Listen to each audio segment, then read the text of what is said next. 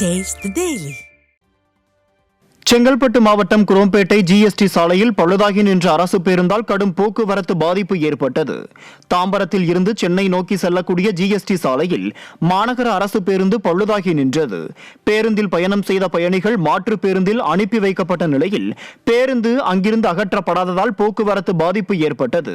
சுமார் 2 கிலோமீட்டர் தூரம் வரை கார் மற்றும் இருசக்கர வாகனங்கள் அணிவகுத்து நின்றதால் அவசர தேவைக்காக சென்ற பொதுமக்கள் பெரிதும் அவதிக்குள்ளாகினர்.